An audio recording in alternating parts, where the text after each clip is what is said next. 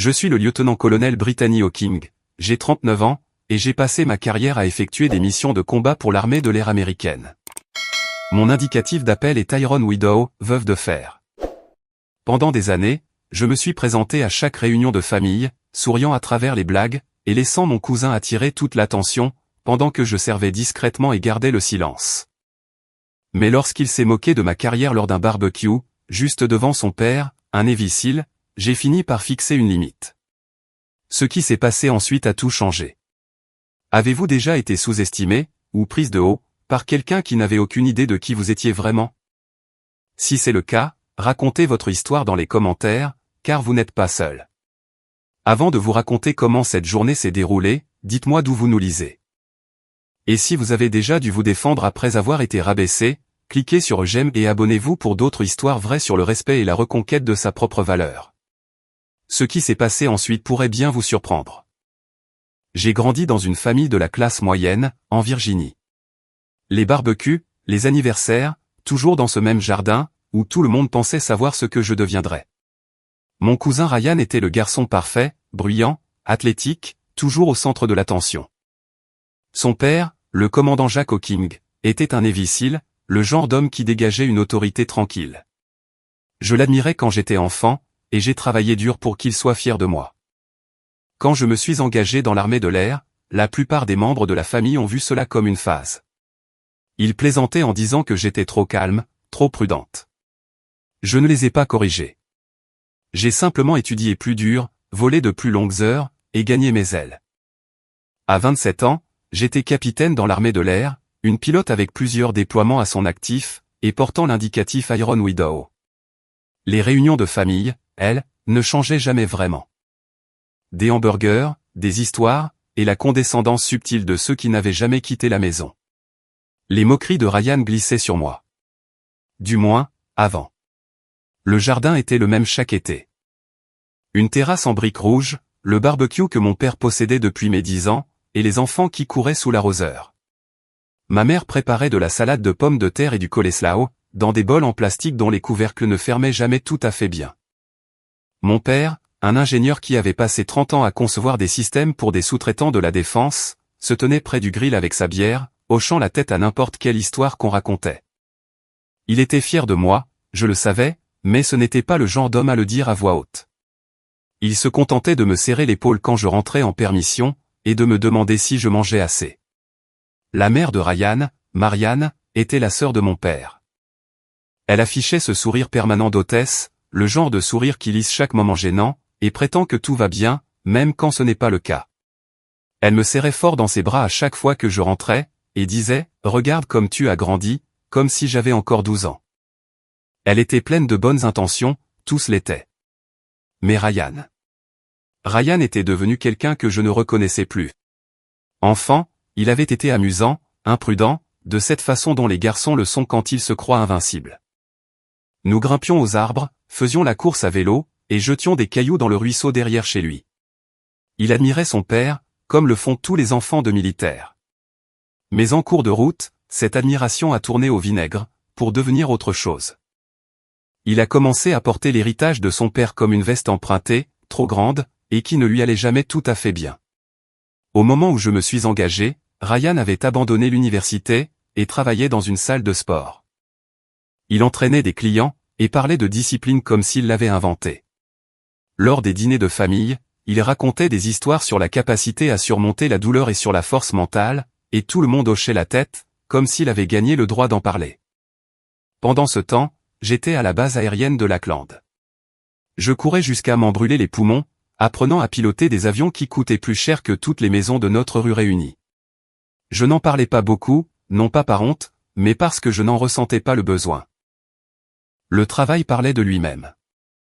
Quand je suis rentré de mon premier déploiement, mon uniforme sentait encore légèrement le carburant d'aviation et la poussière du désert. J'avais effectué des missions d'appui aérien rapprochées depuis l'aérodrome de Bagram, de longues heures dans le cockpit, les yeux scrutant les cibles, à me coordonner avec les unités au sol, pour m'assurer que nos hommes rentrent à la maison. Ce n'était pas glamour. C'était épuisant, précis, et nécessaire. Ryan a vu l'uniforme et a eu un sourire en coin. « Tu as l'air fatigué », a-t-il dit. « Quoi ? Des bourrages papier au quartier général? La pièce est devenue silencieuse. Le sourire de ma mère a vacillé. Mon père a posé sa bière un peu trop brutalement sur la table. Le commandant Hawking, qui riait de quelque chose qu'un de mes oncles venait de dire, a jeté un coup d'œil dans ma direction. Son expression n'a pas changé, mais j'y ai vu une lueur. Peut-être du respect, peut-être des excuses. Il n'a pas corrigé son fils. J'ai balayé ça d'un rire. Un truc comme ça, ai-je répondu. Ce fut la première fois que je réalisais à quel point le déséquilibre était profond.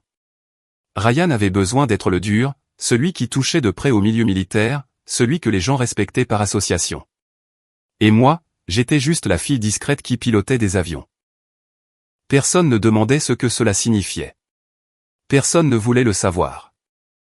J'avais obtenu mes ailes à 23 ans, après une année d'entraînement rigoureux, qui avait éliminé plus de la moitié de ma promotion. L'école de pilotage n'était pas une question de courage. C'était une question de précision, de calme sous la pression, et de capacité à prendre des décisions en une fraction de seconde, quand des vies étaient en jeu. Je n'étais pas la meilleure pilote de ma classe, mais j'étais constante. Je ne paniquais pas, je ne me figeais pas. Et quand les instructeurs nous poussaient à bout, je ripostais. Mon indicatif est arrivé plus tard, lors de mon deuxième déploiement. Les indicatifs ne se choisissent pas. Ils vous sont donnés par votre escadron, généralement après que vous ayez fait quelque chose de mémorable, parfois embarrassant, parfois légendaire. Le mien est venu après une mission de nuit dans la province de Helmand, une mission dont je ne parle toujours pas lors des réunions de famille. Nous assurions le soutien d'une équipe de reconnaissance des SEAL, qui s'était retrouvée coincée dans une vallée. Le couloir d'extraction était chaud, des tirs ennemis illuminaient les crêtes, et des roquettes RPG rayaient le ciel. L'hélicoptère d'extraction initiale avait subi des dégâts, et avait dû se replier. L'équipe était bloquée, subissant des pertes, et manquant de munitions. Le commandement cherchait des solutions dans l'urgence. Je tournais au-dessus d'eux dans mon Aegis Warthog, avec peu de carburant, ayant déjà dépassé le point où j'aurais dû retourner à la base. Mon ailier, le capitaine Drew Sanderson, essayait de me convaincre de rentrer. Widow, on est à court de carburant. On doit partir.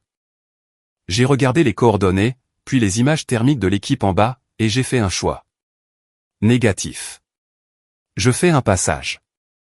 Je suis descendu bas, plus bas que ne le recommandait la doctrine, et j'ai arrosé la ligne de crête avec tout ce que j'avais. Des tirs de canon de 30 mm, avec une précision issue de la mémoire musculaire, et de milliers d'heures d'entraînement. J'ai dégagé le couloir assez longtemps pour que l'hélicoptère de secours puisse entrer, et les exfiltrer. Chaque cil est rentré sain et sauf. À mon retour à la base, mon avion avait essuyé des tirs. Pas assez pour m'abattre, mais assez pour que l'équipe de maintenance me lance un regard signifiant que j'avais épuisé ma part de chance. Le commandant de mon escadron ne m'a pas réprimandé. Il a juste hoché la tête, et s'est éloigné. 2 jours plus tard, l'indicatif devenait officiel, Iron Widow, la pilote qui n'abandonne personne derrière elle. Le commandant Hawking connaissait cette histoire. Il avait servi avec certains de ses SEAL. Il savait ce que cela signifiait quand quelqu'un volait dans une zone de combat, pour sortir une équipe de là. Mais il ne l'a jamais dit à Ryan. Et Ryan n'a jamais posé la question. Il continuait juste à parler de discipline, de robustesse, de choses qu'il n'avait jamais réellement accomplies. Je ne lui en tenais pas rigueur. Pas vraiment. La rancune demande de l'énergie, et j'étais trop occupé à voler, à m'entraîner, à diriger. Mais j'avais remarqué le schéma. À chaque réunion de famille, à chaque fête, à chaque barbecue, Ryan trouvait un moyen de minimiser ce que je faisais. Ce n'était jamais ouvertement hostile, juste désinvolte, méprisant. Oh, Brittany est là. Comment va le travail de bureau, ou ça doit être sympa de piloter un bureau. Et à chaque fois, la famille riait, mal à l'aise, mais peu disposée à intervenir. Ma mère changeait de sujet. Mon père se raclait la gorge. Le commandant Hawking me regardait avec cette même expression indéchiffrable, et je me demandais s'il attendait que je me défende, ou s'il pensait que je n'en avais pas besoin. Je me disais que ça n'avait pas d'importance. J'avais mon travail, j'avais mon escadron, j'avais le respect des personnes qui comprenaient réellement ce que je faisais. Cela aurait dû suffire. Et la plupart du temps, c'était le cas. Plus Ryan vieillissait, plus il s'appuyait sur l'ombre de son père. Il se vantait d'une discipline militaire qu'il n'avait jamais acquise, et qualifiait ma carrière de travail de bureau. Quand je suis rentré en permission après un déploiement à Kandahar, il a souri en coin de l'autre côté de la table. Tu as l'air fatigué. Quoi? Des bourrages papier au quartier général? J'ai balayé ça d'un rire, même si la pièce est devenue silencieuse. Le commandant Hawking m'a fait un signe de tête, peut-être par respect, peut-être en guise d'excuse, mais n'a rien dit. Le déséquilibre s'est creusé. Chaque événement familial devenait une performance de bas étage. Ryan, le héros civil bruyant, et moi, la professionnelle discrète qui se contentait probablement de classer des plans de vol. Personne ne le corrigeait. Je n'avais pas besoin de leur validation. Ou du moins, c'est ce que je me disais. Le truc, quand on est sous-estimé, c'est que ça donne une marge de manœuvre. Les gens qui ne vous prennent pas au sérieux ne vous observent pas de près. Ils ne posent pas de questions. Ils ne remarquent pas quand vous avez changé, grandi, ou quand vous êtes devenu quelqu'un qu'ils ne reconnaîtraient pas s'ils prenaient la peine de vraiment regarder. J'avais 29 ans quand je suis rentré de Kandahar. Ce déploiement avait été différent, plus long, plus difficile, plus complexe. Nous avions volé lors de missions de soutien aux opérations terrestres, fournissant un appui aérien rapproché pour des convois, des reconnaissances pour des équipes d'opérations spéciales, et une couverture d'évacuation médicale quand les choses tournaient mal. J'avais accumulé plus de 200 heures de vol de combat en 6 mois. Le commandant de mon escadron m'avait proposé pour une citation. Je n'en parlais pas à la maison. Ryan avait 31 ans à l'époque, il travaillait toujours à la salle de sport, et vivait dans le même appartement qu'il avait loué après avoir quitté le domicile de ses parents. Il avait une petite amie qui avait l'air plutôt gentille, bien qu'elle ait toujours l'air un peu fatiguée lors des repas de famille, comme si elle avait déjà entendu toutes les histoires de Ryan au moins 2 fois. Lors de ce dîner en particulier, ma tante Marianne avait préparé des lasagnes. La maison sentait l'ail et la sauce tomate, et mes jeunes cousins couraient dans le salon, jouant à un jeu qui impliquait beaucoup de cris. Ma mère aidait dans la cuisine, et mon père était dehors, avec le commandant Hawking, discutant de quelque chose lié à l'architecture navale. Je venais d'arriver, toujours dans mes vêtements civils, un jean, un chemisier simple, rien qui ne suggère que j'avais passé les 6 derniers mois dans une zone de guerre. Ryan m'a vu en premier. Brittany. Comment te traite l'armée de l'air? J'ai posé mon sac près de la porte. Bien. Très occupé. Il a souri. Ce même sourire facile qu'il avait toujours eu, celui qui le rendait sympathique, même quand il était insupportable. Ouais. Qu'est-ce que tu as fait? Classer des rapports, programmer des vols? J'aurais pu le corriger. J'aurais pu lui parler de la mission où nous avions couvert une évacuation médicale sous le feu ennemi, ou de la nuit où j'avais volé assez bas pour détourner l'attention de l'ennemi d'un convoi qui subissait des pertes. J'aurais pu mentionner la citation, ou le fait que j'étais considéré pour une promotion anticipée au grade de major, commandant. Mais je ne l'ai pas fait, car la vérité, c'est que je ne lui devais aucune explication. Un truc comme ça, ai-je dit. Il a ri, et quelques autres membres de la famille se sont joints à lui, de ce rire poli et inconfortable, qui remplit l'espace quand personne ne sait quoi dire d'autre. Ma mère est apparue dans l'encadrement de la porte, s'essuyant les mains sur un torchon, et m'a lancé un regard qui disait « Laisse couler ». Alors, je l'ai fait. J'ai laissé couler, comme je le faisais toujours. Mais quelque chose a changé ce soir-là. C'était peut-être l'épuisement, ou peut-être la prise de conscience que j'avais laissé faire ça pendant des années. J'avais été tellement concentré sur l'idée de faire mes preuves là où ça comptait et dans le cockpit, avec mon escadron, au combat que je n'avais jamais pris la peine de rétablir la vérité à la maison.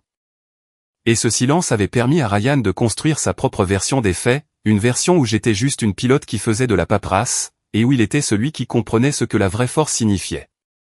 Après le dîner, j'ai retrouvé le commandant Hawking sur la terrasse.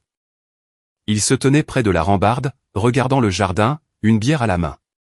Il a jeté un coup d'œil quand je suis sorti, et pendant un moment, aucun de nous n'a rien dit. J'ai entendu dire que tu avais fait du bon travail à Kandahar, a-t-il finalement lancé. J'ai haussé les épaules. Juste mon travail. Il a hoché la tête lentement, et je pouvais voir qu'il pesait ses mots, décidant de ce qu'il allait dire. Ryan ne pense pas à mal, tu sais. Il essaie juste de trouver sa place. Je l'ai regardé alors, je l'ai vraiment regardé. Le commandant Jack Hawking, un homme qui avait passé 25 ans dans la Navy, qui avait dirigé des équipes dans certains des endroits les plus dangereux sur Terre, et qui avait mérité chaque once du respect qu'il inspirait. Et le voilà, en train de trouver des excuses pour son fils. Je sais, ai-je dit, mais il n'a pas à définir ma place. Il n'a pas répondu, mais quelque chose dans son expression a changé. Une lueur de reconnaissance, peut-être même d'approbation. Il a levé sa bière dans un petit toast silencieux, et je lui ai rendu son signe de tête. La réunion de famille suivante était un barbecue pour le 4 juillet. Le même jardin, le même grill, les mêmes proches. Ryan était là, avec sa petite amie, parlant fort d'un nouveau programme d'entraînement qu'il développait. Quelque chose à propos de fitness fonctionnel et de résilience mentale. J'étais près de la glacière, sortant un soda, quand il s'est tourné vers moi.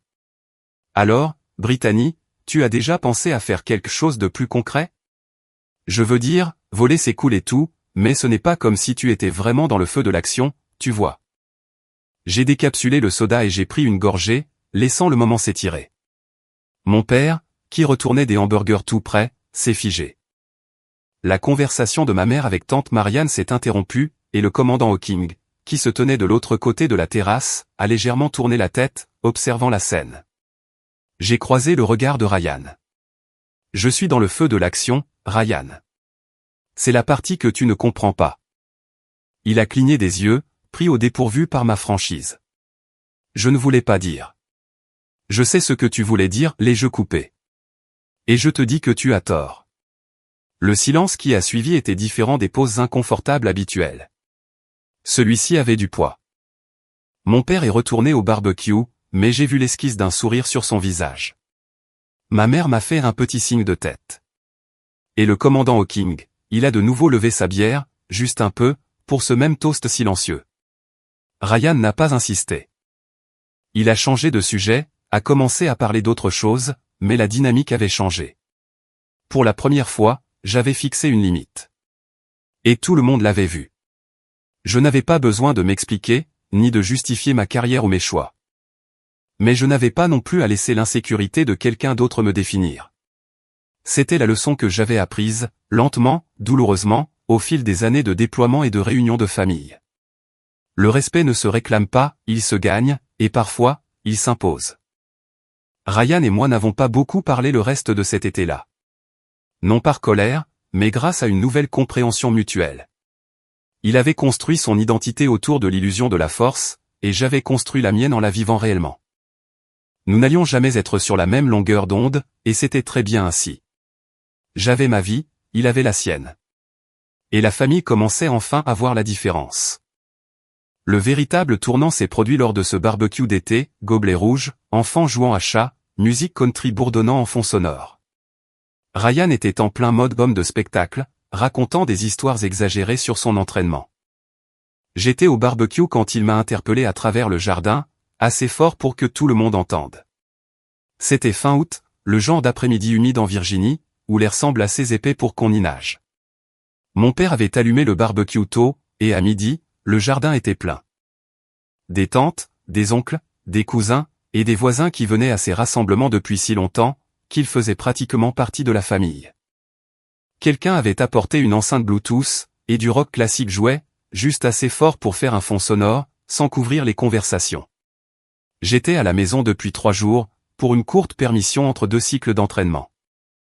J'avais 31 ans à l'époque, j'étais toujours capitaine, mais les résultats du comité d'avancement devaient tomber d'un jour à l'autre.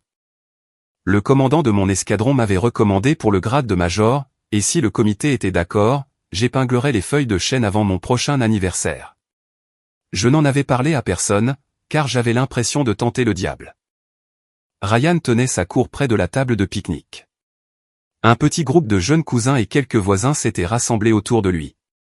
Il parlait d'une nouvelle certification qu'il avait obtenue, quelque chose en lien avec l'entraînement fractionné de haute intensité. Il avait cette énergie animée qu'il déployait toujours quand il avait un public, gesticulant avec les mains, sa voix portant à travers le jardin. J'étais au barbecue, aidant mon père avec les hamburgers. Il m'avait demandé de surveiller la température pendant qu'il rentrait chercher plus de propane, et je me tenais là, avec la spatule, regardant la viande grésiller, quand la voix de Ryan a percé le brouhaha. « Alors, quoi? Tu classes des papiers pour l'armée ?» J'ai levé les yeux. Il me souriait, ce même sourire facile, mais il y avait un côté théâtral là-dedans. Il voulait une réaction, il voulait être le type drôle, le gars qui pouvait se permettre de taquiner sa cousine accomplie parce que, c'était juste pour rire, n'est-ce pas? Je me suis essuyé les mains sur une serviette, en prenant mon temps. Non, je vole. Il a ri, et quelques personnes autour de lui ont ri aussi, d'un air incertain. Ah ouais? C'est quoi ton indicatif, alors? La question est restée suspendue en l'air. Les indicatifs ne sont pas quelque chose que la plupart des civils comprennent. Ils pensent que c'est comme un surnom, un truc cool qu'on choisit soi-même. Ils ne réalisent pas que c'est une marque de respect, gagnée par des actions, et donnée par les personnes qui volent à vos côtés. Et ils ne réalisent surtout pas que certains indicatifs portent un poids qui dépasse largement l'escadron. J'ai plongé mon regard dans le sien. Iron Widow, veuve de fer, point. Ce nom a fait l'effet d'une chute de pression avant une tempête. Les rires se sont arrêtés. Quelques personnes se sont regardées, confuses par ce soudain changement de ton. Et le commandant Jack Hawking, qui riait avec mon père et quelques oncles près de la glacière, s'est complètement figé. Il s'est retourné lentement, verrouillant son regard sur le mien, avec une intensité que j'avais rarement vue en dehors des cadres militaires officiels. Pendant un instant, il m'a simplement dévisagé, et je pouvais le voir parcourir ses archives mentales, relier les points, vérifiant ce qu'il venait d'entendre. Puis, il a regardé son fils. « Fiston, excuse-toi. » Maintenant. Ryan s'est figé. Le sourire a disparu de son visage, remplacé par de la confusion, et les premiers signes d'embarras. « Papa, j'étais juste. » Maintenant. Le mot est sorti sec, sans laisser la moindre place à la négociation. Ce n'était pas une suggestion. Ce n'était pas l'agacement d'un parent. C'était un ordre, délivré avec tout le poids de 2 décennies et demie d'expérience de commandement. Le visage de Ryan a rougi. Il m'a regardé, puis a regardé son père, essayant de comprendre ce qui venait de se passer. Je ne pensais pas à mal. Le commandant Hawking a fait 3 pas vers lui, réduisant la distance avec ce mouvement contrôlé et délibéré, qui montrait qu'il se faisait violence pour garder son calme. Tu viens de manquer de respect à un pilote de combat qui a sauvé mes coéquipiers. Tu trouves ça drôle? Le jardin était devenu silencieux. Même les enfants avaient arrêté de jouer, sentant que quelque chose d'important se passait, même s'ils ne comprenaient pas quoi. Ma mère se tenait figée près de la porte, un pichet de citronnade entre les mains. Mon père était revenu avec la bouteille de propane, et se tenait au bord de la terrasse, observant la scène. La bouche de Ryan s'ouvrait et se fermait. Je ne savais pas. Tu ne le savais pas parce que tu ne l'as pas demandé, a dit le commandant Hawking. Tu as présumé. Tu t'es moqué. Et maintenant, tu vas t'excuser. J'ai vu le moment où la fierté de Ryan a lutté avec son instinct de survie. Sa mâchoire s'est contractée, ses poings se sont serrés le long de son corps. Et pendant une seconde, j'ai cru qu'il allait camper sur ses positions, qu'il essaierait de sauver sa dignité en argumentant. Mais ensuite, il a regardé le visage de son père, et y a vu quelque chose qui l'a fait changer d'avis. Il s'est tourné vers moi, et j'ai pu voir l'effort que cela lui a demandé. Je suis désolé. Je ne savais pas ce que tu faisais. J'ai hoché la tête, acceptant l'excuse. C'est bon. Mais ce n'était pas bon. Pas vraiment. Parce que le commandant Hawking n'avait pas terminé. Il se tenait toujours là, toute son attention concentrée sur son fils. Et quand il a repris la parole, sa voix était plus basse, mais d'une manière ou d'une autre, encore plus intense. Iron Widow, a-t-il dit, est l'indicatif de la pilote qui a volé dans une zone d'extraction brûlante, dans la province de Helmand, pour sortir de là une équipe de reconnaissance des cils. Qui était coincée et subissait des pertes. Elle a volé si bas qu'elle a elle-même essuyé des tirs. Elle a dégagé le couloir assez longtemps pour que l'hélicoptère médical puisse entrer, et extraire chacun de ses hommes. Est-ce que tu comprends ce que cela signifie? Ryan a hoché la tête. Mais je pouvais voir que non. Pas vraiment. Il comprenait que c'était important, que son père le respectait, mais la réalité concrète de ce que j'avais fait. Les calculs, la gestion de la peur, la précision requise pour placer un avion exactement là où il devait être pendant qu'on vous tirait dessus, tout cela dépassait son cadre de référence. Le commandant Hawking m'a regardé alors, et son expression s'est très légèrement adoucie. Mon unité parle encore de toi. Ils ne connaissent pas ton vrai nom, mais ils connaissent Iron Widow, la pilote qui n'abandonne personne derrière elle. J'ai senti ma gorge se serrer. J'avais accompli cette mission 3 ans auparavant, et j'essayais de ne pas trop y penser depuis. Non pas parce que ce n'était pas important, mais parce que m'attarder dessus rendait la mission suivante, et celle d'après, plus difficile à accomplir. On ne peut pas voler si on pense à toutes les façons dont ça pourrait mal tourner. J'ai fait mon travail, ai-je répondu. Tu as fait bien plus que ça, a-t-il dit. Et mon fils va s'en souvenir à partir de maintenant. Il s'est tourné de nouveau vers Ryan, et il y avait quelque chose de presque triste dans son expression. Tu veux du respect? Tu le gagnes. Tu ne rabaisses pas quelqu'un d'autre pour t'élever toi-même. C'est compris. Ryan a hoché la tête, le visage toujours rouge, son embarras désormais mêlé à quelque chose qui ressemblait à de la honte. Oui, monsieur. Le commandant Hawking lui a tapé une fois sur l'épaule, fermement mais sans dureté, puis s'est éloigné, se dirigeant vers la glacière pour prendre une autre bière. La tension est retombée lentement, les conversations reprenant par à-coups. Les gens essayaient de faire comme s'ils n'avaient pas juste été témoins de quelque chose d'inconfortable et de significatif. Mon père s'est approché du barbecue, prenant la spatule de ma main. Il n'a rien dit, a juste pressé mon épaule comme il le faisait toujours, cette brève reconnaissance qui valait plus que des mots. Ma mère est apparue à mes côtés, posant la citronnade et me serrant dans une étreinte rapide et forte. Fière de toi, a-t-elle chuchoté. J'ai hoché la tête, ne faisant pas confiance à ma voix. Ryan est resté de l'autre côté du jardin pour le reste de l'après-midi. Il a parlé à sa petite amie, aidé sa mère à sortir la nourriture, joué avec ses jeunes cousins, mais il ne s'est pas approché de moi, et je ne suis pas allé vers lui. Nous avions tous les deux besoin d'espace pour digérer ce qui venait de se passer. Mais alors que le soleil commençait à se coucher, et que les gens rassemblaient leurs affaires pour partir, je l'ai surpris en train de m'observer de l'autre côté de la cour. Nos regards se sont croisés, et l'espace d'un instant, j'ai vu quelque chose de différent dans son expression. Pas du respect, pas encore, mais peut-être le début d'une compréhension, la réalisation que le monde était plus vaste qu'il ne le pensait, et que la force prenait des formes qu'il n'avait jamais envisagées. Je lui ai fait un petit signe de tête, et après une hésitation, il me l'a rendu. Ce n'était pas une réconciliation, ni même vraiment une trêve, mais c'était un début. Après ce jour-là, la dynamique familiale a changé. Ryan m'évitait, son père non. Une semaine plus tard, il est passé en toute discrétion. Pas d'uniforme, pas de grade, juste un homme témoignant son respect. Il a frappé à la porte de mon appartement à 18h, un mardi. J'étais en tenue de sport, sur le point de sortir pour ma séance d'entraînement du soir, quand j'ai entendu le coup. À travers le Judas, j'ai vu le commandant Hawking debout dans le couloir, portant un jean et un t-shirt bleu marine, les mains dans les poches. Pas de visite officielle, pas de cérémonie, juste lui. J'ai ouvert la porte. Monsieur. Il a secoué la tête. Jacques, juste Jacques ce soir. Je me suis effacé pour le laisser entrer. Mon appartement était dépouillé. Le standard militaire. J'avais l'habitude de plaisanter à ce sujet, un canapé, une télé, une petite table de cuisine avec 2 chaises. Des livres sur l'aviation et l'histoire militaire garnissaient une étagère. Quelques photos sur une autre, mon escadron, mes parents, une photo de moi debout devant mon avion après mon premier vol en solo. Rien d'assez personnel pour faire mal s'il fallait tout emballer et déménager à la hâte. Il a regardé autour de lui, a hoché la tête lentement, puis s'est tourné vers moi. Tu as 1 minute? Bien sûr. Nous nous sommes assis à la table de la cuisine. J'ai proposé du café, mais il a refusé. Alors, nous sommes simplement restés assis là, dans le genre de silence qui aurait été gênant avec n'importe qui d'autre. Mais avec lui, cela semblait approprié. Le commandant Hawking n'était pas un homme qui gaspillait ses mots. Quand il parlait, ça comptait.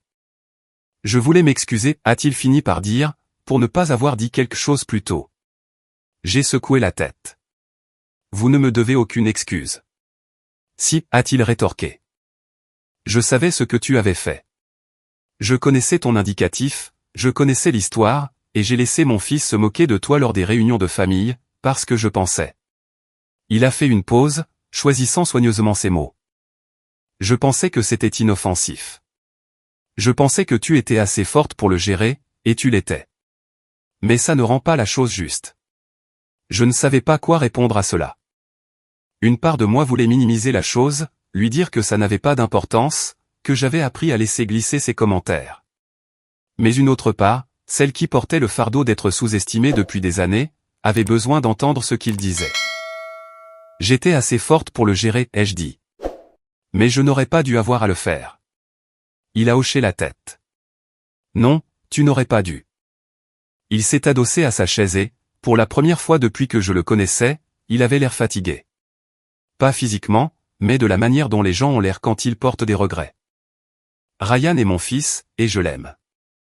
Mais je ne lui ai rendu aucun service en le laissant surfer sur ma réputation. Je pensais.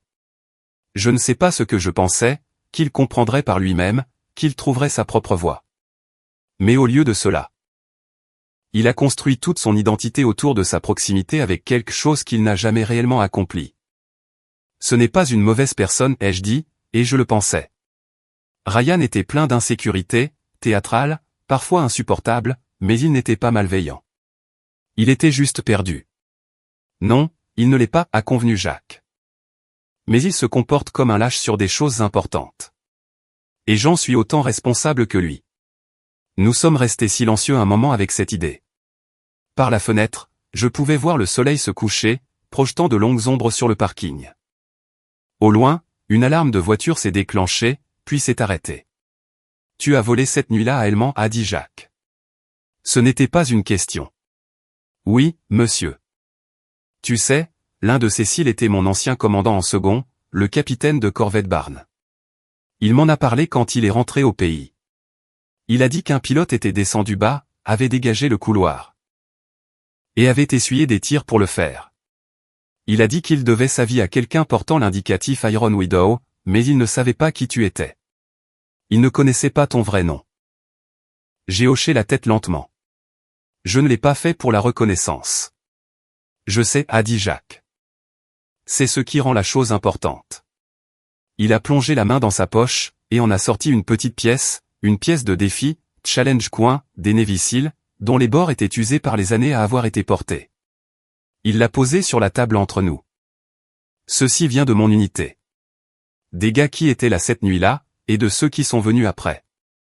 Barnes me l'a envoyé, m'a demandé de te trouver et de te la remettre.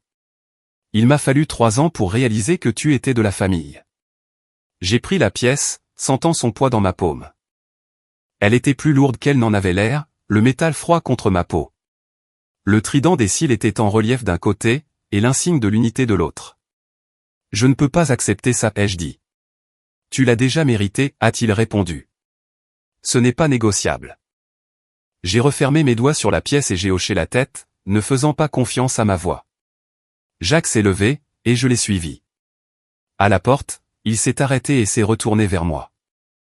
Ryan va devoir trouver sa propre voie. Mais je vais m'assurer qu'il comprenne ce que signifie le vrai service, à quoi ressemble le vrai courage. Et je vais m'assurer qu'il sache que les personnes qui comptent n'ont pas besoin d'en parler constamment. Elles font simplement le travail. Merci, ai-je dit. Il a secoué la tête.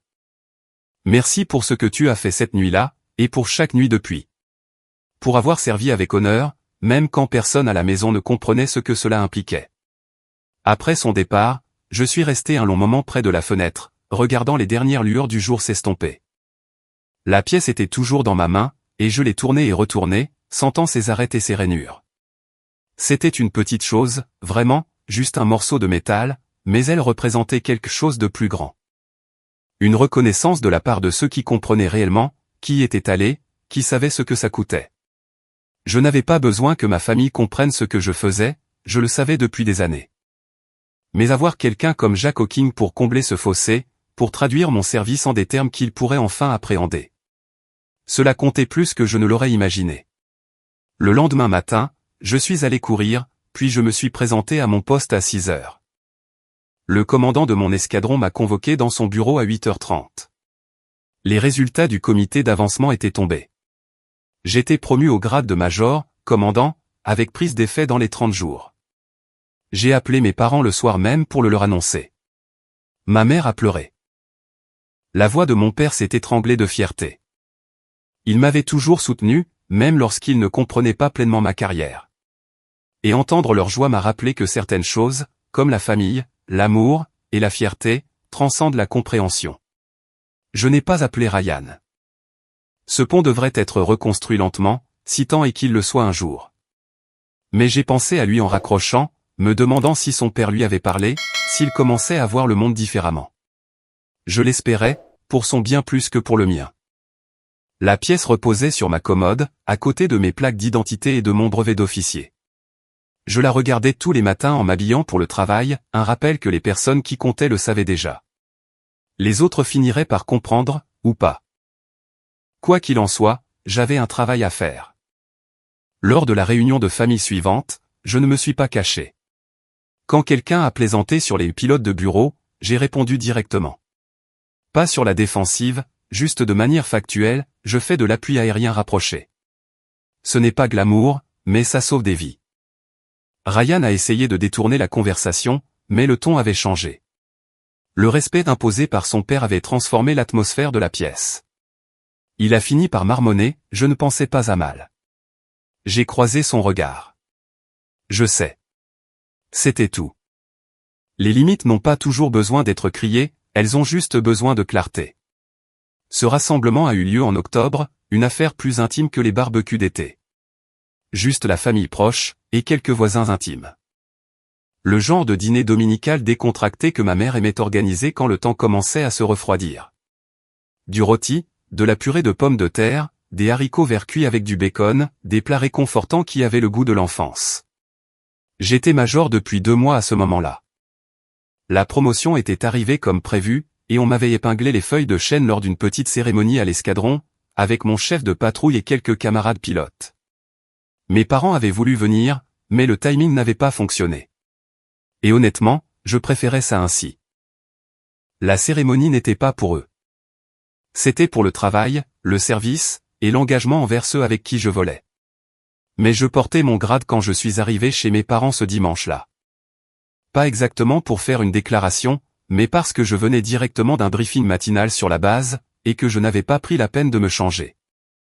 Je suis entré en portant mon uniforme de service, la veste bleue, les ailes d'argent, et les nouvelles feuilles de chêne sur mes épaules. Ma mère m'a vu en premier, et s'est arrêtée au milieu de sa phrase avec tante Marianne.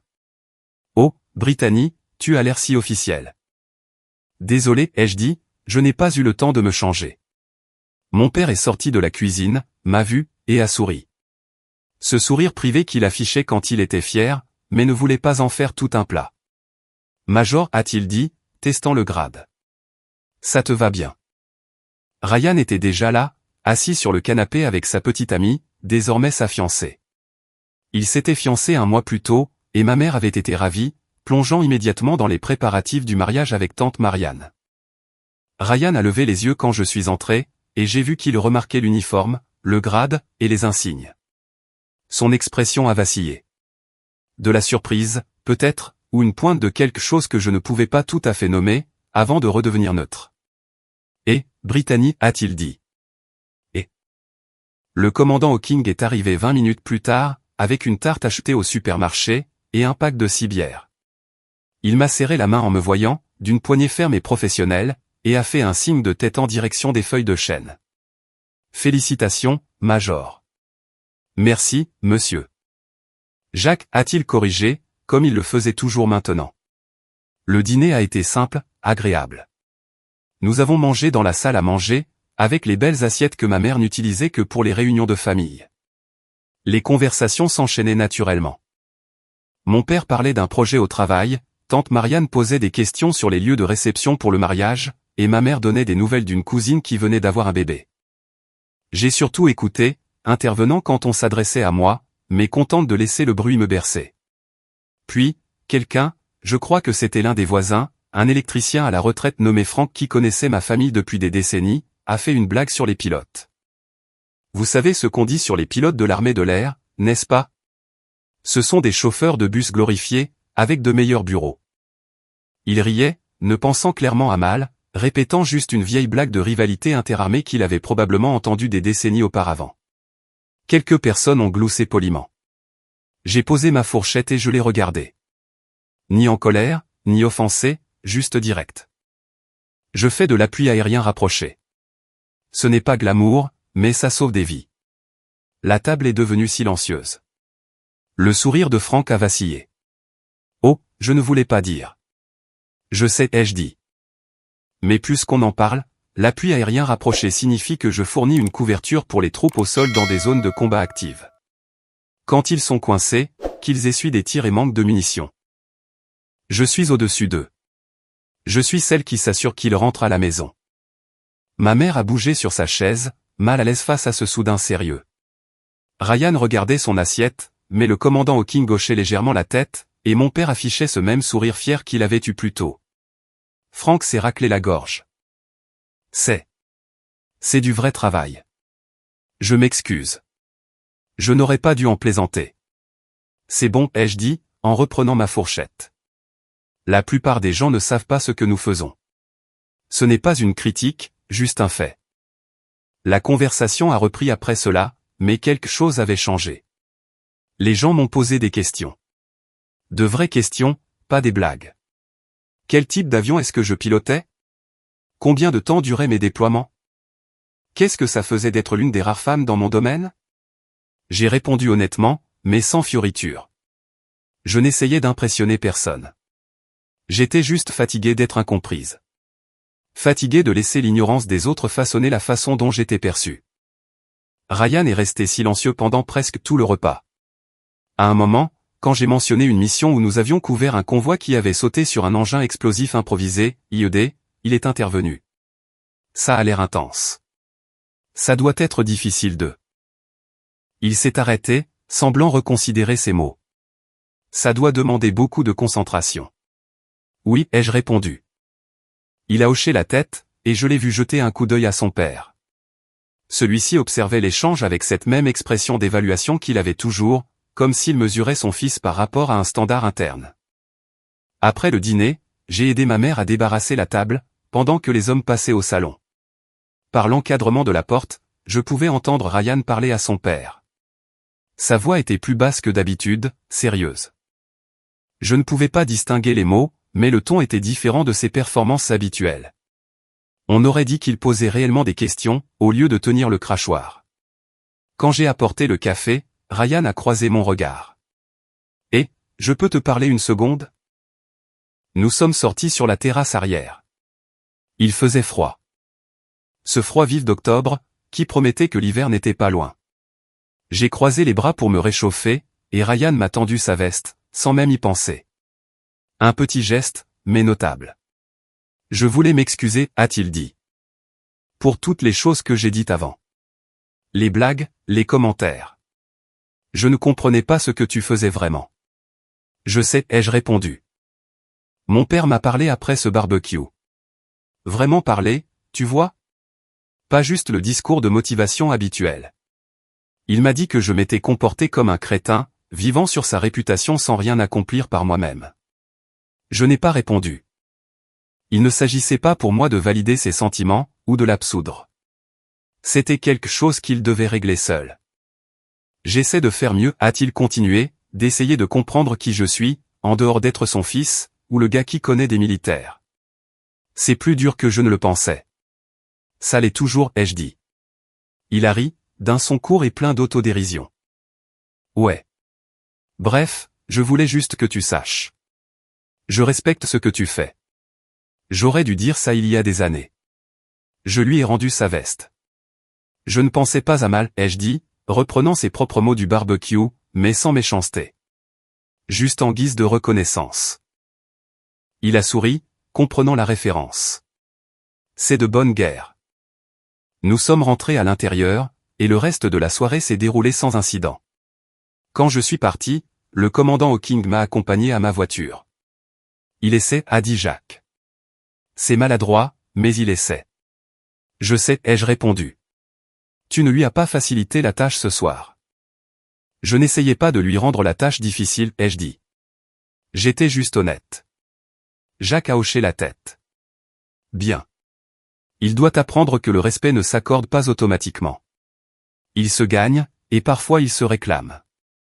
Je suis monté dans ma voiture et j'ai conduit jusqu'à la base, la conversation rejouant dans ma tête. Je n'avais pas cherché à prouver quoi que ce soit ce soir-là. J'étais juste fatigué de me faire toute petite, fatigué de laisser les idées fausses des autres me définir. Et en ripostant, même doucement, j'avais créé un espace pour quelque chose de différent. Pas une réconciliation, pas encore, mais une possibilité. Et cela me semblait suffisant. Ryan a lutté avec ce nouvel équilibre. Sans l'approbation automatique de son père, il devait la mériter. Pendant ce temps, ma propre carrière avançait. Promu major à 33 ans, je dirigeais une unité de vol. À la maison, le discours a changé discrètement. Mes proches ont commencé à me présenter différemment. Plus comme notre fille dans l'armée de l'air, mais comme le major Hawking, pilote du 119e escadron de chasse. Le respect n'arrive pas toujours sous un tonnerre d'applaudissements. Parfois, il se manifeste simplement par le fait que les gens arrêtent de vous sous-estimer. Ce changement ne fut ni immédiat ni spectaculaire. Il s'est produit par petits incréments au cours des 2 années suivantes, comme l'érosion agissant sur la pierre. Chaque réunion de famille apportait de subtiles modifications, un ton différent dans la façon dont les gens s'adressaient à moi, des questions qui supposaient une compétence plutôt qu'une curiosité pittoresque, et des présentations qui incluaient mon grade et mon poste. Au lieu de vagues références à l'armée. Je suis devenu major à 33 ans, ce qui me plaçait légèrement en avance sur le calendrier typique des promotions.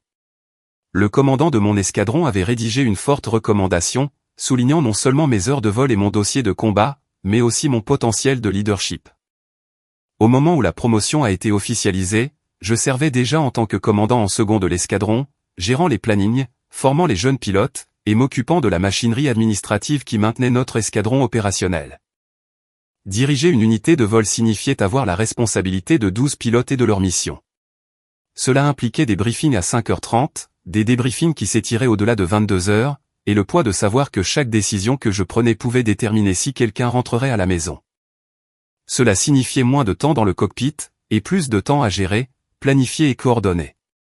Certains pilotes détestaient cette transition du pilotage vers le commandement. J'ai découvert que j'étais doué pour les deux. Ryan, quant à lui, était en difficulté. Ses fiançailles s'étaient rompues 6 mois après ce dîner d'octobre, sa fiancée ayant décidé qu'elle voulait quelqu'un avec plus de direction, plus de stabilité. Il avait quitté la salle de sport, et commencé à travailler pour une entreprise de logistique, conduisant sur des itinéraires et chargeant des camions. Un travail honnête, nécessaire, mais bien loin de la vie qu'il s'était imaginée. J'en ai entendu parler par ma mère, qui essayait d'être diplomate, mais ne parvenait pas tout à fait à cacher son inquiétude. Il se cherche, c'est tout, disait-elle lors d'un de nos appels téléphoniques. Il essaie de comprendre qui il est censé être. Je n'ai fait aucun commentaire. Le parcours de Ryan n'était pas à moi de le juger, ou de le réparer. À Noël, cette année-là, il s'est présenté à la réunion de famille plus calme que d'habitude. Pas de grandes histoires, pas de représentation. Il a aidé à installer les tables, à jouer avec les jeunes cousins, et quand quelqu'un lui a demandé ce qu'il faisait comme travail, il a répondu simplement, de la logistique. C'est un bon boulot. Le commandant Hawking avait alors pris sa retraite de la Navy, et cette retraite lui allait bien. Il avait accepté un poste de consultant auprès d'un entrepreneur de la défense, conseillant sur la logistique des opérations spéciales. Il semblait plus détendu, moins accablé par le poids du commandement actif. Lui et Ryan se parlaient davantage, ayant de vraies conversations, au lieu des sermons unilatéraux qui avaient caractérisé leur relation auparavant. Je les ai vus dehors pendant la fête de Noël, debout près de la clôture qui bordait le jardin de mes parents. Ils parlaient doucement, Ryan les mains dans les poches, Jacques les bras croisés mais la posture ouverte. Quoi qu'ils se disent, ça avait l'air important. Quand ils sont rentrés, Ryan a croisé mon regard et a fait un signe de tête. Pas des excuses, pas du théâtre. Juste une reconnaissance. Je lui ai rendu son signe de tête. Au printemps suivant, on m'a proposé le commandement d'un escadron de chasse. Plus seulement commandant en second, mais le poste complet, commandant d'escadron, responsable de 60 pilotes et du personnel de soutien.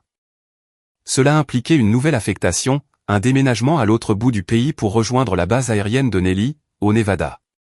Cela signifiait plus de responsabilités, des enjeux plus importants, et le genre de poste de direction qui pouvait définir le reste de ma carrière. J'ai accepté immédiatement. Ma famille a organisé un dîner de départ avant mon déménagement. Ma mère a pleuré, comme elle le faisait toujours quand je partais, mais il y avait de la fierté mêlée à sa tristesse cette fois. Mon père m'a offert une nouvelle montre, un objet pratique et précis qu'il avait manifestement pris le temps de choisir. Pour garder une trace de toutes ces missions, a-t-il dit, la voix chargée d'émotion. Le commandant Hawking m'a donné une poignée de main ferme et un conseil, le commandement est solitaire. N'oublie pas que les gens sous tes ordres ont besoin de te voir humaine parfois, et pas seulement compétente. Ryan est arrivé en retard, portant un sac à dos. À l'intérieur, il y avait un livre, une biographie de Chuck Yeager, le premier pilote à franchir le mur du son. Il avait dédicacé la première page, à Brittany, pour avoir brisé des murs dont j'ignorais même l'existence. Fier d'être ton cousin, Ryan. J'ai levé les yeux vers lui, surprise. Il a haussé les épaules, mal à l'aise mais sincère. Je me suis dit que tu l'apprécierais plus que moi. Et je voulais que tu saches. Je suis heureux que tu n'aies pas laissé des gens comme moi te rabaisser. Je ne pouvais pas me le permettre, ai-je dit. Il a souri, d'un air triste mais authentique. Ouais, je commence à le comprendre. Nous nous sommes brièvement pris dans les bras, maladroitement, comme le fait une famille qui essaie de combler des années de malentendus en un seul geste. Ce n'était pas une réconciliation parfaite. Nous n'étions pas devenus proches par magie. Mais c'était honnête, et cela comptait plus que tout. Le déménagement à Nelly a été intense. Prendre le commandement d'un escadron signifiait hériter des carrières, des problèmes, des espoirs et des craintes de 60 personnes. J'ai passé le premier mois à apprendre les noms, examiner les dossiers, assister aux exercices d'entraînement, et établir ma philosophie de commandement. Je n'essayais pas d'être la commandante sympa, ou la commandante stricte. J'essayais d'être la commandante compétente, celle en qui les gens avaient confiance pour prendre la bonne décision au moment crucial. Mon indicatif m'a suivi, bien sûr. Iron Widow n'était pas quelque chose que je pouvais fuir, et je n'ai pas essayé de le faire. Les jeunes pilotes me regardaient avec un mélange de respect et de curiosité, se demandant si les histoires étaient vraies, si j'étais vraiment la pilote qui avait volé dans cette zone de combat à Helmand. Je n'ai ni confirmé ni infirmé. J'ai simplement fait le travail. 6 mois après ma prise de commandement, nous avons été déployés pour soutenir les opérations au Moyen-Orient. J'ai effectué des missions de combat, tout en gérant les opérations de l'escadron. Un double rôle qui impliquait des journées de 14 heures, et une pression constante. Mais j'avais de bonnes personnes sous mes ordres, des pilotes expérimentés qui connaissaient leur travail, de jeunes officiers avides de faire leurs preuves, et du personnel engagé qui faisait tourner la machine. Lors d'une mission particulièrement difficile, où nous couvrions l'insertion de forces spéciales qui avaient mal tourné, je me suis surprise à repenser à cette nuit à Helmand.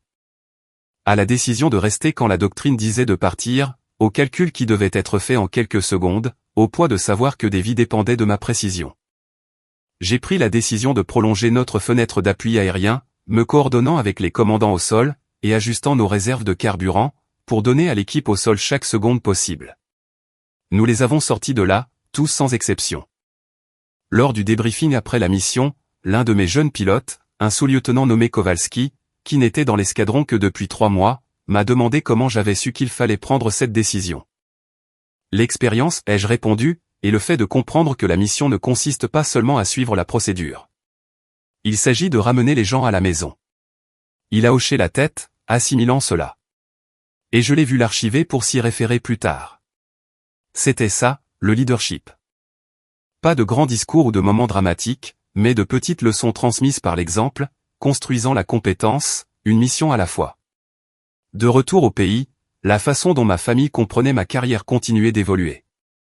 Ma mère a commencé à lire des articles sur l'armée de l'air, m'envoyant des liens vers des histoires sur les femmes dans l'aviation de combat. Mon père s'est abonné à des magazines d'histoire militaire, et m'appelait pour me poser des questions sur les tactiques et les capacités des avions. Même mes tantes et oncles, qui n'avaient jamais montré beaucoup d'intérêt auparavant, ont commencé à poser des questions de fond, au lieu de faire des bruits polis. Ryan a appelé une fois, pendant que j'étais déployé. La connexion grésillait, mais je l'entendais assez clairement. Je voulais juste prendre des nouvelles, a-t-il dit. M'assurer que tu vas bien, là-bas. Je vais bien, ai-je répondu. Bien. Ta mère s'inquiète, alors je me suis dit que j'allais appeler pour voir si tu avais besoin de quelque chose. C'était un petit geste, mais significatif.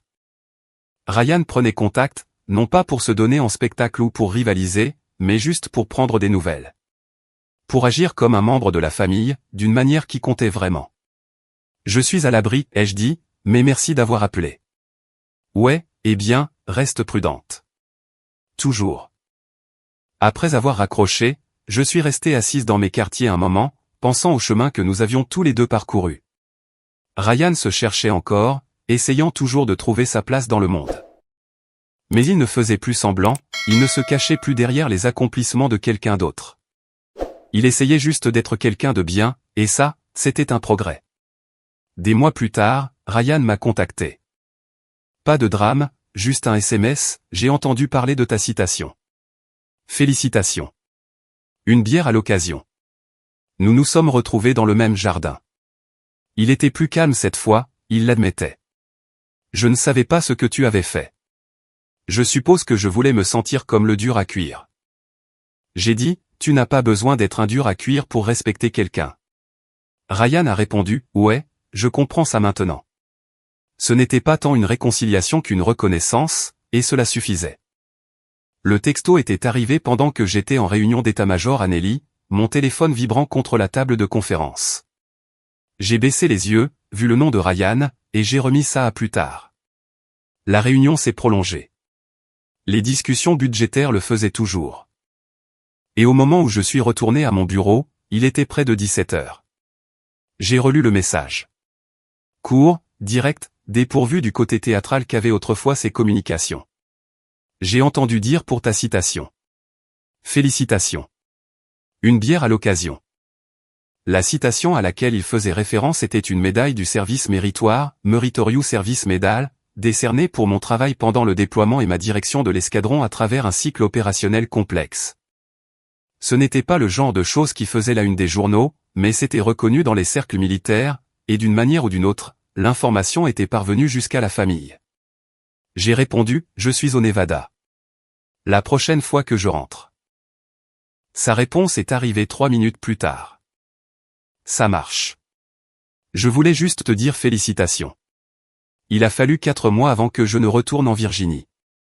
Une combinaison de permissions et d'une conférence à Washington DC m'a donné une semaine sur la côte est, et j'en ai passé la majeure partie avec mes parents. Ils avaient vieilli depuis mon départ pour le Nevada il y a 2 ans, pas de façon dramatique, mais visible. Mon père bougeait un peu plus lentement, et les cheveux de ma mère étaient devenus plus gris. Cela m'a rappelé que le temps passait, que les gens que j'aimais n'étaient pas immortels, et que je devais faire en sorte que ces visites comptent. Ryan est arrivé en voiture un samedi après-midi. J'étais assise sur la terrasse quand il s'est garé dans l'allée, et je l'ai regardé descendre de son pick-up, un modèle assez récent, usé par le travail mais bien entretenu.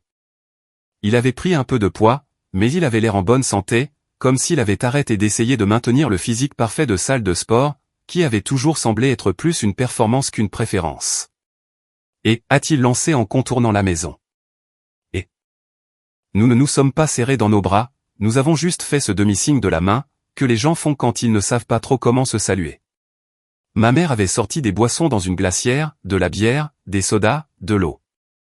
Ryan a pris 2 bières, m'en a tendu une avant de s'installer sur l'une des chaises de jardin. Pendant quelques minutes, nous sommes restés assis là, à boire et à regarder le jardin. Ce même jardin où nous avions joué enfant, où j'avais été moqué lors de ce barbecue 3 ans plus tôt, et où la famille s'était réunie des dizaines de fois pour des repas et des célébrations. Il semblait plus petit maintenant, ou peut-être m'étais-je simplement habitué à de plus grands horizons. Alors a fini par dire Ryan. Commandant d'escadron. C'est une grosse affaire. Ça l'est, ai-je répondu. Comment ça se passe? Ça se passe bien. Difficile, mais bien. Il a hoché la tête, prenant une longue gorgée de sa bière. J'ai cherché à quoi correspondait cette médaille. Celle du service méritoire. J'ai lu ce qu'il faut faire pour la gagner. Sur Wikipédia, ai-je demandé, le coin de la bouche frémissant. Il a ri, un son court et franc. Ouais, Wikipédia. Et sur quelques forums militaires. Je voulais comprendre. Et qu'est-ce que tu as trouvé? Il a posé sa bière sur la table entre nous, et je pouvais le voir choisir soigneusement ses mots. Que tu as mené toute une autre vie qu'aucun de nous ne comprenait. Que tu es responsable de 60 personnes. Que tu as volé lors de missions de combat. Je n'arrive même pas à imaginer. Que tu as gagné le respect dans un monde où le respect signifie réellement quelque chose. Il s'est tu un instant. Et que j'ai passé des années à faire des blagues sur la paperasse. Je n'ai pas répondu tout de suite. La vérité, c'est que j'avais abandonné l'essentiel de ma rancune des années auparavant. S'y accrocher demandait une énergie que je n'avais pas, et rester en colère contre Ryan me donnait plus l'impression de me punir moi-même que lui. Mais l'entendre le reconnaître spontanément, cela comptait. Tu ne savais pas, ai-je dit. J'aurais dû demander, a-t-il rétorqué. C'est à ça que j'ai pensé. J'aurais dû simplement te demander ce que tu faisais au lieu de présumer. Au lieu d'avoir besoin d'être celui à qui tout le monde prêtait attention. Un oiseau s'est posé sur la clôture au fond du jardin. Un petit truc brun que je ne pouvais pas identifier. Nous l'avons tous les deux regardé un instant, reconnaissant pour la distraction. Je voulais me sentir comme le dur de la famille, a continué Ryan. Comme si j'avais une légitimité dans ce monde-là, à cause de mon père. Et quand tu l'as vraiment vécu, quand tu as vraiment fait le travail, ça m'a fait me sentir petit. Alors j'ai essayé de te rendre plus petite à la place. Il m'a regardé, droit dans les yeux. C'était lâche. Je suis désolé. Tu t'es déjà excusé, ai-je rappelé. Au barbecue. C'était parce que mon père m'y avait obligé, a-t-il dit. Cette fois, c'est parce que je comprends vraiment maintenant. Il y a une différence. J'ai pris une gorgée de ma bière, laissant cela s'installer. Il avait raison. Il y avait une différence. La première excuse relevait de la survie, de l'évitement de la désapprobation de son père. Celle-ci relevait de la maturité, voir réellement ce qu'il avait fait de mal, et l'assumer. Excuses acceptées, ai-je dit. Il a hoché la tête, et une partie de la tension a quitté ses épaules. Merci. Nous sommes restés en silence un peu plus longtemps, mais c'était confortable maintenant. Le genre de calme qui s'installe entre des personnes qui ont dit ce qui devait l'être, et qui ne se sentent pas obligées de remplir chaque seconde avec du bruit. Alors, que fais-tu maintenant, ai-je demandé. Maman a dit que tu avais quitté l'entreprise de logistique. Ouais, je travaille pour une association à but non lucratif maintenant. Dans les services aux vétérans. J'aide les gars à faire la transition vers la vie civile, je les mets en contact avec des ressources, ce genre de choses. J'ai haussé les sourcils. C'est du bon travail. Ça l'est, a-t-il répondu, avec une réelle satisfaction dans la voix. Je ne fais plus semblant d'être ce que je ne suis pas. Je ne suis pas un vétéran. Je n'ai pas servi.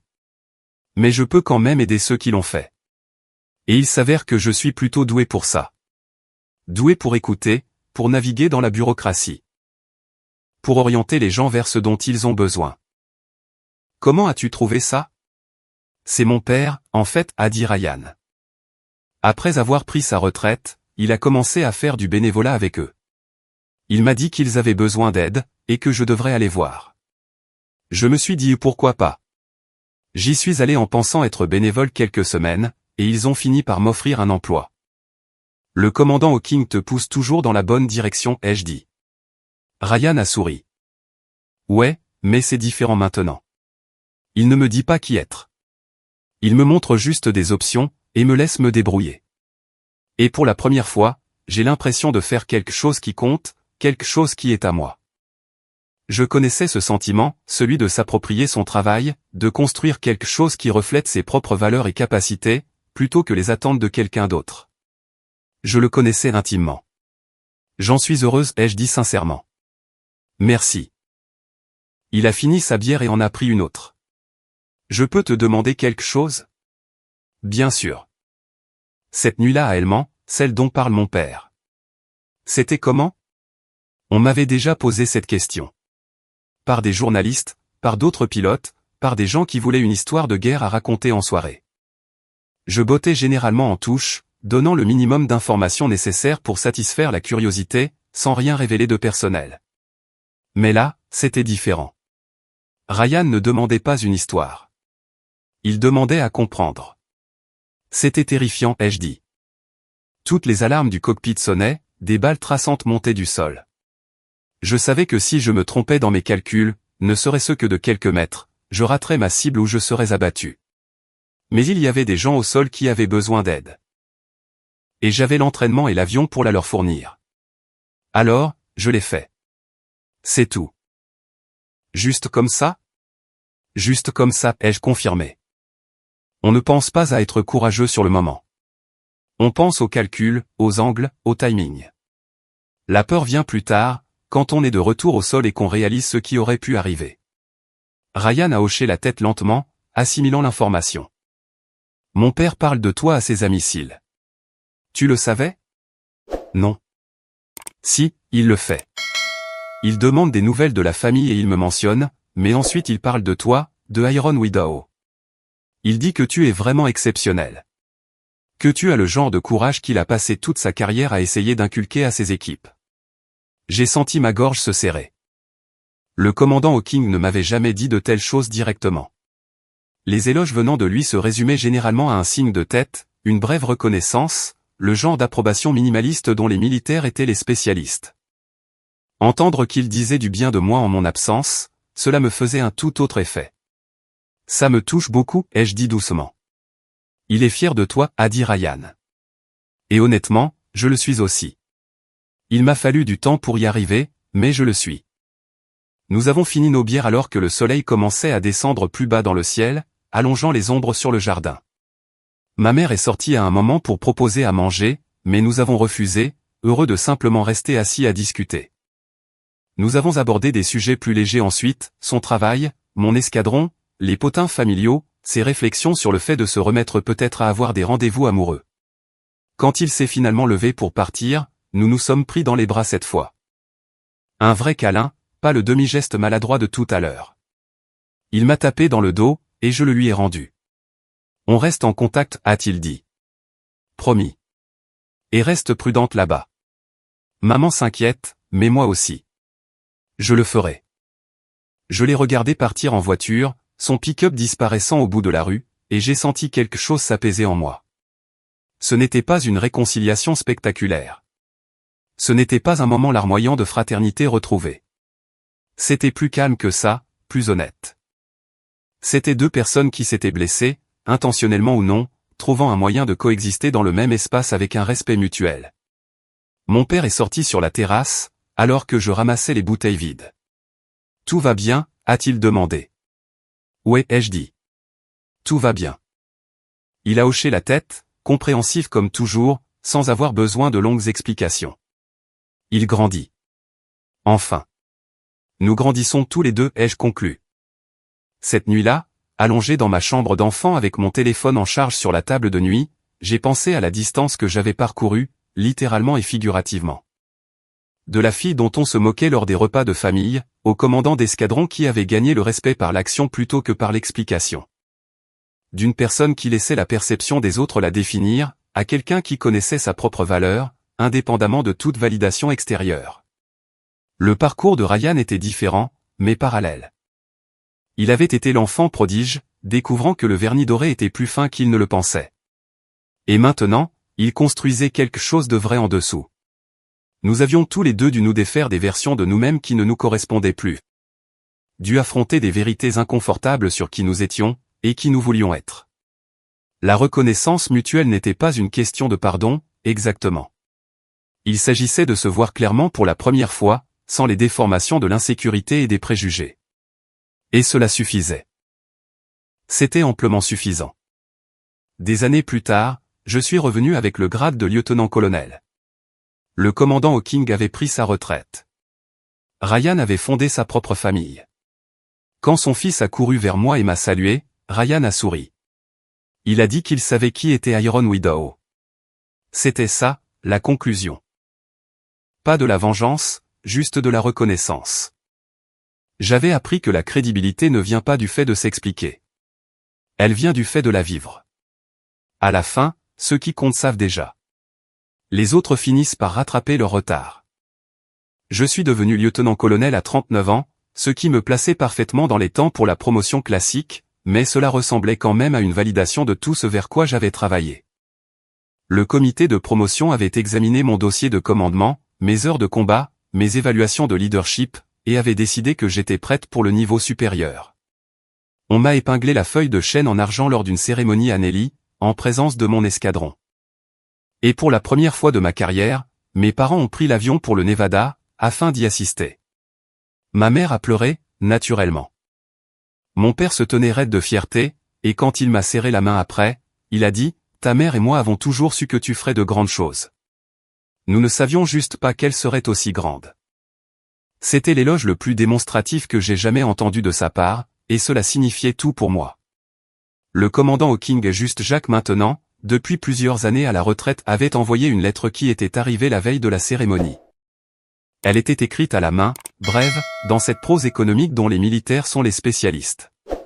Félicitations pour la promotion. Tu l'as amplement mérité. La communauté connaît ton nom maintenant, et il le prononce avec respect. C'est l'héritage qui compte. Jacques. J'ai gardé la lettre dans le tiroir de mon bureau, la ressortant parfois quand le poids du commandement me semblait particulièrement lourd. Ryan s'était marié 2 ans plus tôt à une femme nommée Sarah, qui travaillait comme enseignante. Ils avaient eu un fils, Evan, qui avait 4 ans au moment où je suis devenu lieutenant-colonel. Je les avais rencontrés quelques fois lors de brèves visites à la maison, et Sarah semblait être une bonne chose pour Ryan, ancrée, pragmatique, patiente avec ses accès d'insécurité occasionnels.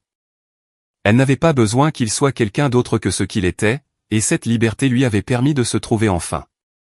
La réunion de famille de cet été-là était plus grande que d'habitude. Quelqu'un avait loué un pavillon dans un parc local, et il y avait des tantes, des oncles, des cousins, et divers amis de la famille que je n'avais pas vus depuis des années. J'ai conduit depuis la Virginie, où j'étais maintenant stationné à la base aérienne de l'Anglais, au sein de l'état-major de l'Air Combat Command. Le travail était plus administratif que ce que je préférais, moins de vols, plus de planification et de politique. Mais c'était une étape nécessaire pour les officiers supérieurs, et j'avais appris à trouver de la satisfaction dans le travail stratégique, même quand le cockpit me manquait. Je suis arrivé au milieu de l'après-midi, toujours en tenue civile, un jean et une simple chemise boutonnée. J'avais appris des années auparavant que porter mon uniforme lors d'événements familiaux créait une barrière, incitant les gens à me traiter comme un symbole plutôt que comme une personne. Il valait mieux être simplement Brittany pendant quelques heures, même si le grade et le travail étaient toujours présents en dessous. Ryan m'a repéré le premier. Il se tenait près du pavillon avec Sarah et Evan. Et quand il m'a vu, son visage s'est illuminé d'un véritable plaisir. Brittany. Nous nous sommes embrassés, de manière simple et confortable désormais. Sarah m'a offert un sourire chaleureux, et une étreinte. Heureuse de te voir, Brittany. Ryan parle de toi tout le temps. En bien, j'espère, ai-je dit. Toujours, a-t-elle répondu, et la sincérité dans sa voix suggérait qu'elle le pensait vraiment. Evan se cachait à moitié derrière la jambe de son père, soudainement timide maintenant que l'inconnu était réellement là.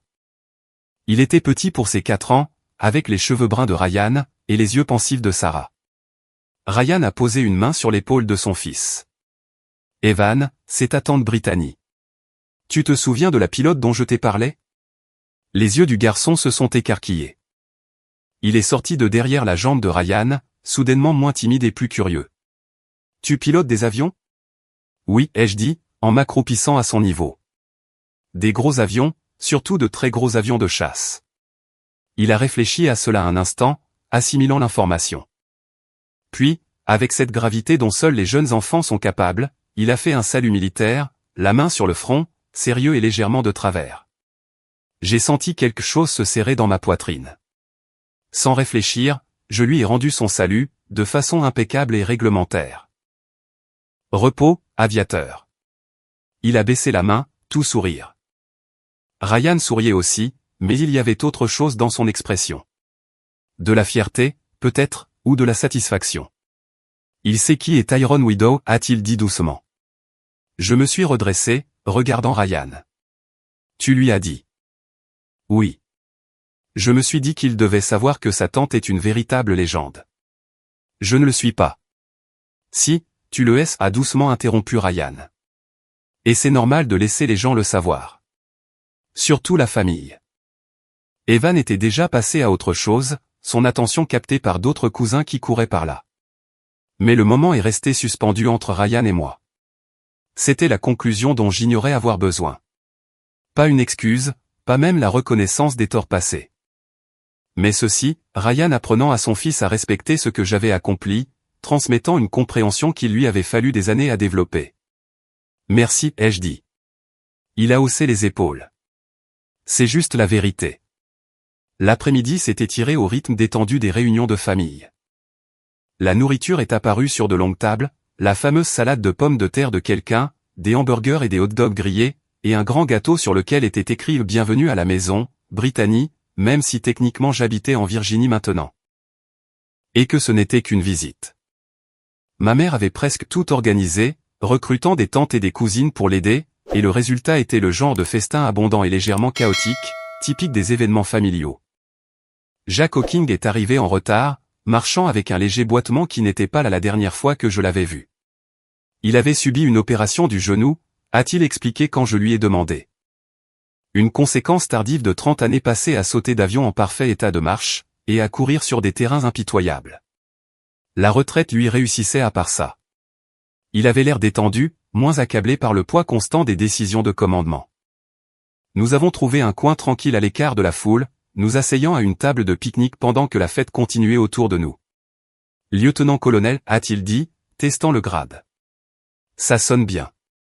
Ça fait du bien, ai-je admis. Différent, mais bien. La voix du commandement, très probablement. Ils en ont parlé. Commandant d'escadre dans quelques années si les choses se passent bien. Il a hoché la tête avec approbation. Tu seras doué pour ça. Tu as le tempérament. Calme sous la pression, un bon esprit tactique, capable de voir l'aspect stratégique sans perdre de vue les hommes. J'ai appris des meilleurs, ai-je dit. Il a ri. Ne m'accorde pas trop de crédit. Tu allais toujours devenir exactement qui tu es. Je me suis juste assuré que mon fils ne se mette pas en travers de ton chemin de façon permanente. Nous sommes restés assis dans un silence confortable pendant un moment, regardant la famille. Evan jouait à chat avec un groupe d'autres enfants, son rire aigu résonnant à travers le parc. Ryan aidait au barbecue, étant réellement utile cette fois, plutôt que de faire le spectacle. Sarah discutait avec ma mère et tante Marianne, déjà intégrées à la dynamique familiale. Il va mieux, a dit Jack, suivant mon regard vers Ryan. Ça lui a pris plus de temps que je ne l'aurais voulu, mais il y est arrivé. C'est vrai, ai-je reconnu. Et tu ne lui as jamais facilité la tâche en étant autre chose qu'excellente, a ajouté Jack. C'est un cadeau, même quand ça n'en a pas l'air. Tu lui as donné quelque chose à quoi se mesurer, quelque chose de réel, au lieu de ma simple ombre. J'ai réfléchi à cela. Je n'avais jamais vu les choses sous cet angle. L'idée que ma présence, que mes accomplissements, aient pu réellement aider Ryan en le forçant à faire face à ses propres choix. Mais peut-être que Jack avait raison. Peut-être avions-nous tous les deux eu besoin de l'autre, pour devenir ceux que nous étions censés être. Je suis fier de vous deux, a dit Jack.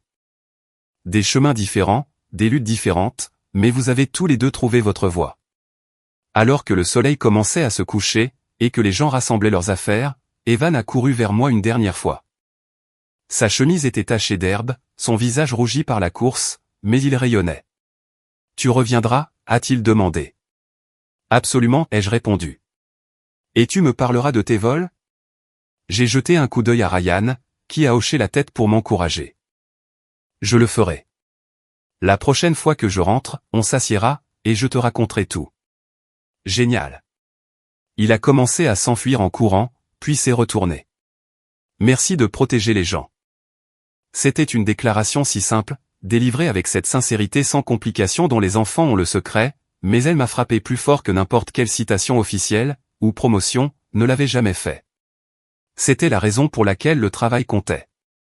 Non pas pour les médailles ou les grades, mais pour les gens qui pouvaient rentrer chez eux en sécurité, qui pouvaient élever leurs enfants et vivre leur vie, parce que quelqu'un était au-dessus d'eux quand ils avaient besoin d'aide. Je t'en prie, ai-je dit, la voix un peu nouée. En conduisant pour rentrer en Virginie ce soir-là, j'ai repensé au chemin qui m'avait mené jusqu'ici. À la fille qui s'était engagée dans l'armée de l'air pour prouver quelque chose, qui avait gagné ses ailes, son indicatif et son grade, grâce à un travail que la plupart des gens ne comprendraient jamais. À la femme qui avait appris que la crédibilité ne vient pas du fait de s'expliquer. Que le respect se gagne par des actes plutôt que par des mots. Et que les personnes qui comptent connaissent déjà votre valeur. J'ai pensé à Ryan, enfin bien dans sa peau, apprenant à son fils à respecter le service militaire sans avoir besoin de se l'approprier. Au commandant Hawking, transmettant sa sagesse à la génération suivante. À mes parents, fiers même lorsqu'ils ne comprenaient pas tout.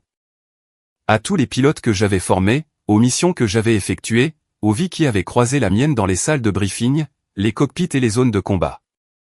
Mon indicatif m'avait défini pendant des années. Iron Widow, la pilote qui n'abandonne personne. Mais en cours de route, j'avais appris que j'étais plus que ça. J'étais une fille, une cousine, une commandante, un mentor. J'étais toutes les versions de moi-même que j'avais construites à travers mes choix et leurs conséquences, à travers mes échecs et mes succès, à travers l'accumulation silencieuse d'expériences qui transformaient le potentiel en vocation. En fin de compte, la vengeance n'avait jamais été le but. Je n'avais jamais eu besoin que Ryan souffre ou qu'il rampe. J'avais juste besoin qu'il me voie clairement, et j'avais besoin d'arrêter d'attendre son approbation pour me sentir légitime. Le moment où j'ai cessé de m'expliquer, et où j'ai simplement commencé à vivre ma vérité, tout le reste s'est mis en place. Ceux qui comptaient le savaient déjà. Les autres ont fini par rattraper leur retard, et les rares qui ne l'ont jamais fait étaient inutiles face au vrai travail, à la mission, à la vie que je construisais, une décision à la fois. Je suis arrivé à mon appartement près de l'Anglais à 1h, épuisé mais satisfaite. Demain, je serai de nouveau en uniforme, de nouveau en briefing, de nouveau dans le mouvement perpétuel du service militaire. Mais ce soir, j'étais juste Brittany, portant le poids de la famille, de l'héritage, et de toutes les versions de moi-même qui m'avaient amené ici. Et c'était suffisant. Plus que suffisant. C'était tout. Voilà comment un commentaire lancé dans un jardin s'est transformé en une limite stricte, et en une leçon de respect. Si cela vous a touché, cliquez sur j'aime, abonnez-vous, et partagez avec quelqu'un qui a besoin de fixer une limite aujourd'hui. Avez-vous déjà été moqué ou sous-estimé par votre famille? Qu'avez-vous fait sur le moment? Se sont-ils déjà excusés, ou avez-vous dû imposer vous-même vos limites? Si vous aviez été à ma place lors de ce barbecue, qu'auriez-vous dit? Indiquez-moi d'où vous regardez cette vidéo, et dites-moi quelle phrase vous avez utilisée pour faire taire le manque de respect. Cliquez sur la cloche pour ne pas manquer la prochaine histoire sur la façon de s'affirmer et de se défendre.